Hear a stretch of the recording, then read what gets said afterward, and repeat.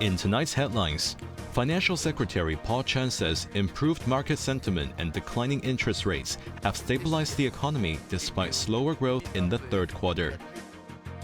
Community group calls for future housing units which will be replacing subdivided homes to be larger than the minimum size proposed by the government. And Donald Trump completes a clean sweep in all 7 swing states, extending his landslide victory margin in the U.S. election to 312 electoral college votes.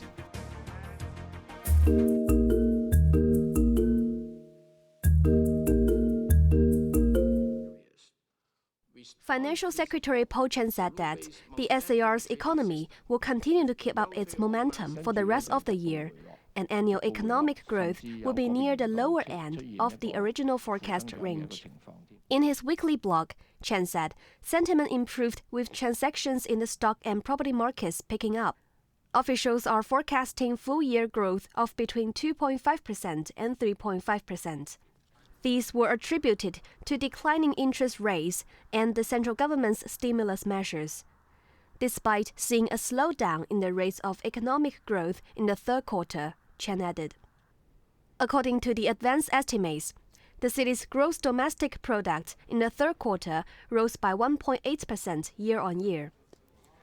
The slowdown was considerable in comparison with the first quarter, when the GDP was up 2.7%.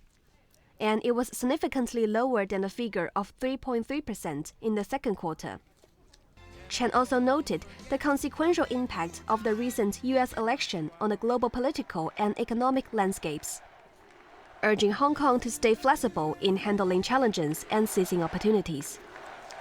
Meanwhile, the finance minister reviewed plans to sign agreements with 17 major companies from the mainland, the U.S., and Europe, which are involved in artificial intelligence, life and health sciences, and new energy technology, along with agreements which were signed earlier with other strategic enterprises. Over 60 companies are expected to bring $42 billion in investments and create over 17,000 jobs in Hong Kong.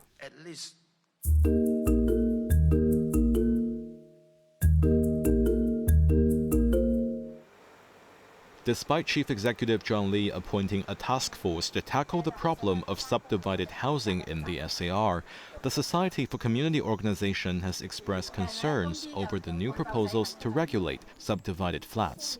The human rights advocacy group said the suggestions do not cover cage homes and don't clearly state if partition rooms will be regulated.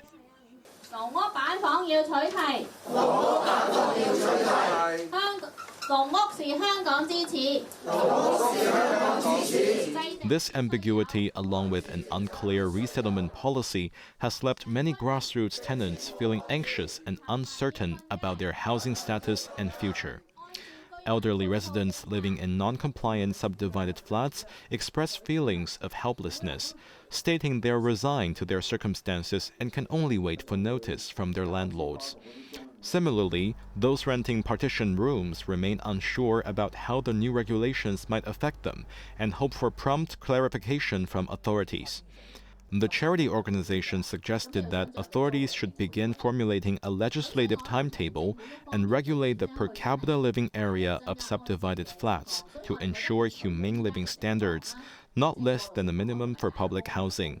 They also recommended clarifying the scope of the regulation, expanding the definition of non-compliant housing rather than just terming it as subdivided flats. The group also asked for deploying social service support teams to assist with resettlement to prevent homelessness. Jeremy Zhu, Cable News.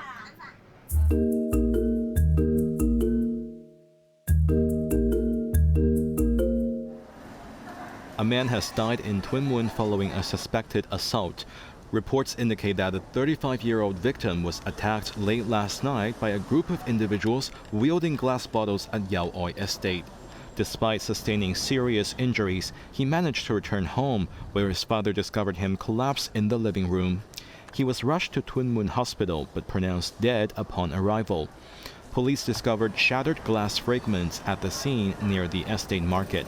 The area near the building was cordoned off as police carried out their investigation, including inquiries in nearby buildings.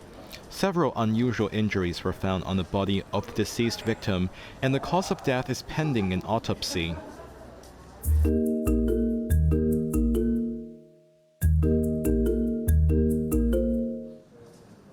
In the government's bid to revamp Colog East, Secretary for Development Bernadette Lin revealed that the commercial floor area in the district is comparable to that of in Central.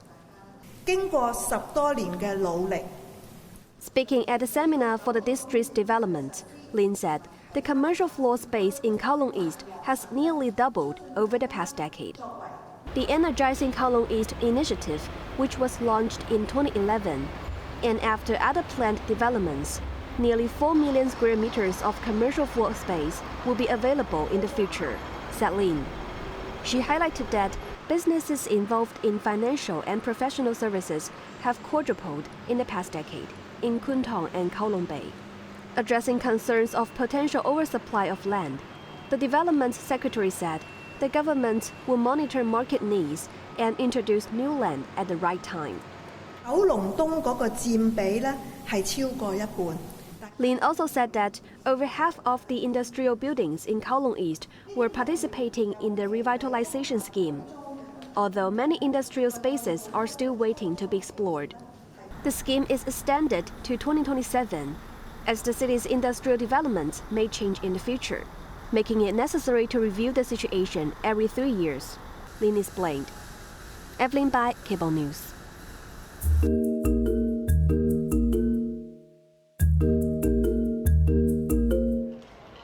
To celebrate its third anniversary today, the M+ Museum opened its doors to the public, offering free admission to all standard ticket exhibitions and other programs. Hong Kongers and tourists were queuing up well before 10 a.m. when the museum opened. Visitor numbers were managed based on real-time conditions to avoid overcrowding. 特别喜欢他们家博物馆的展览。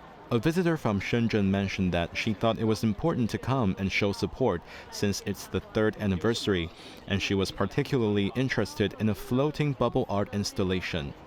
泡泡社。为什么？因为我觉得那个很有趣。 I especially loved the bubble show. It was fascinating and magical, watching the bubbles create images on the walls, said a young visitor. Admission was free throughout the day from 10 a.m. to 6 p.m.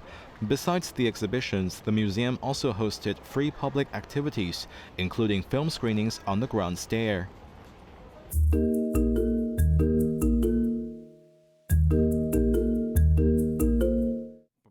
Former director of the Hong Kong Observatory, Lam Chiu-ying, expressed concern that the intensifying global warming may be the sign for an abrupt and significant change in the weather. His concern came after average global temperatures hit record highs for 14 consecutive months. The mercury went up by 1.64 degrees Celsius, which was more than the 1.5 degrees threshold set at the Paris Agreement in 2016.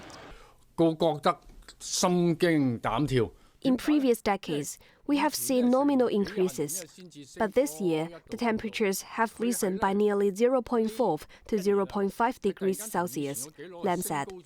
The global sea temperature has also gone up significantly, leading to a drastic reduction of the Antarctic ice shelf.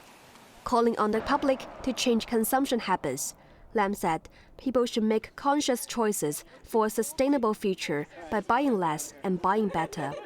Meanwhile, with Typhoon Yingxing continuing to weaken and move away from Hong Kong, the observatory cancelled all signals at 3:20 p.m. Yingxing is forecast to move southwest at about 12 kilometers per hour in the general direction of Hainan Island, and is expected to make landfall in central Vietnam later in the week.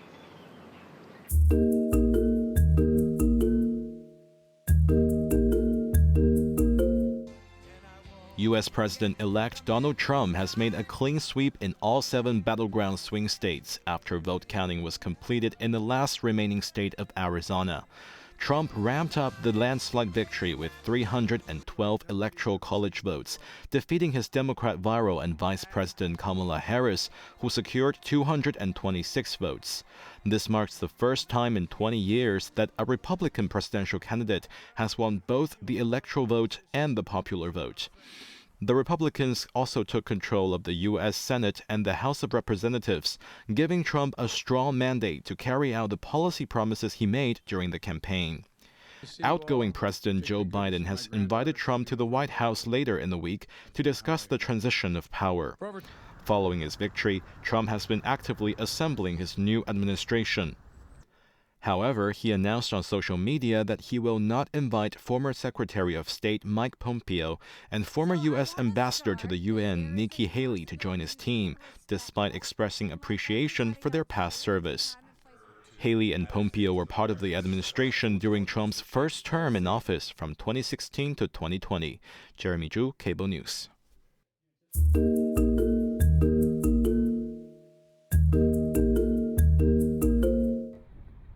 The Qatari Foreign Affairs Ministry has denied media reports on the country's withdrawal from its mediation on the ceasefire in the war-ravaged Gaza Strip. In a statement posted on its official website, the Foreign Ministry said Qatar's efforts to mediate between the warring parties are currently stalled, and Qatar will resume its mediation efforts as long as both Hamas and Israel are serious and sincere about ending the conflict. The oil-rich Gulf nation said it will resume its work when both parties show their willingness to negotiate. Alongside the United States and Egypt, the Qataris have played a major role in rounds of so far unsuccessful talks to broker a ceasefire in the year-long war between Israel and Hamas in the Gaza Strip.